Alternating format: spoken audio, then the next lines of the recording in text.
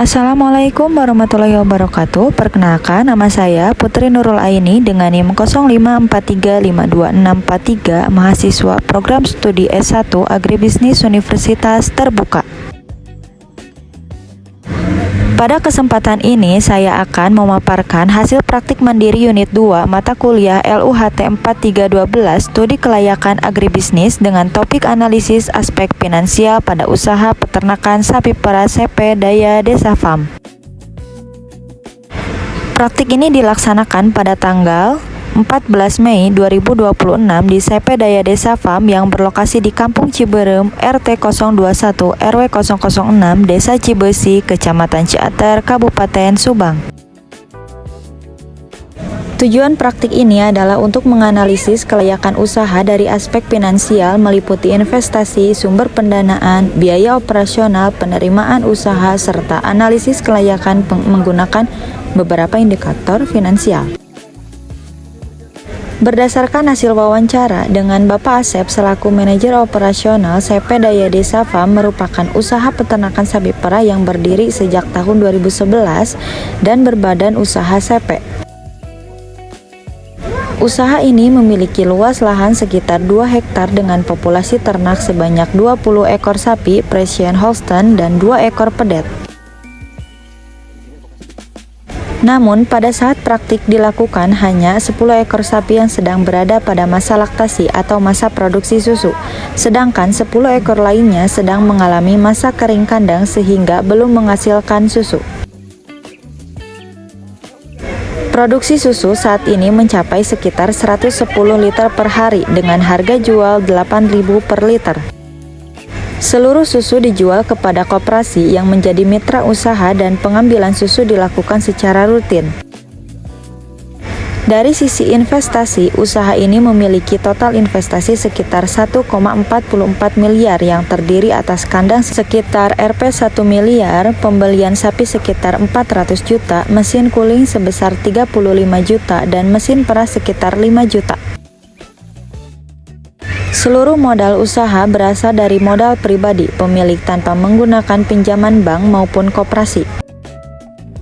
Menurut Nurmalina, tahun 2022, penggunaan modal sendiri memberikan keuntungan karena tidak menimbulkan beban bunga maupun kewajiban cicilan.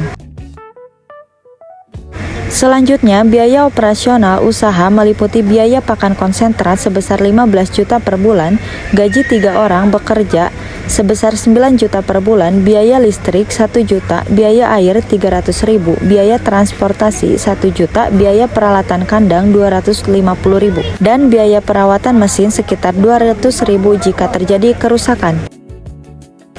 Total biaya operasional usaha mencapai sekitar 26,75 juta per bulan.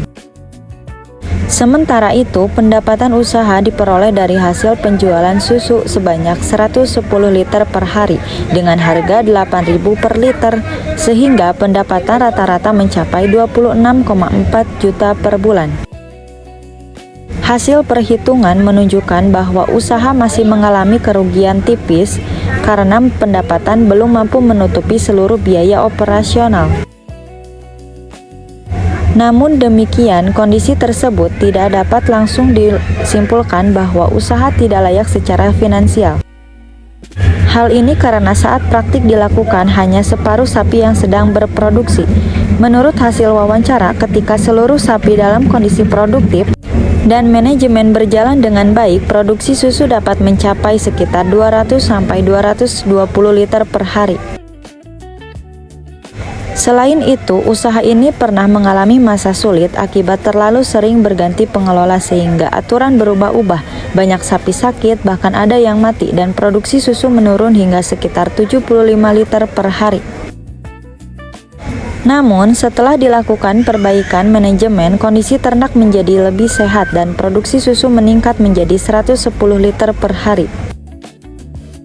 Menurut Nurmalina, tahun 2022, keberhasilan usaha agribisnis tidak hanya ditentukan oleh modal dan teknologi, tetapi juga oleh kemampuan manajemen dalam mengelola sumber daya yang dimiliki.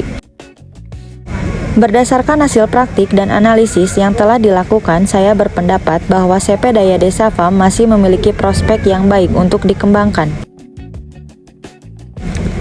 Hal ini didukung oleh pasar yang stabil melalui koperasi, penggunaan modal sendiri, aset yang memadai, serta potensi peningkatan produksi ketika seluruh sapi kembali memasuki masa laktasi. Demikian pemaparan hasil praktik yang dapat saya sampaikan. Terima kasih atas perhatian Bapak dan Ibu dosen. Wassalamualaikum warahmatullahi wabarakatuh.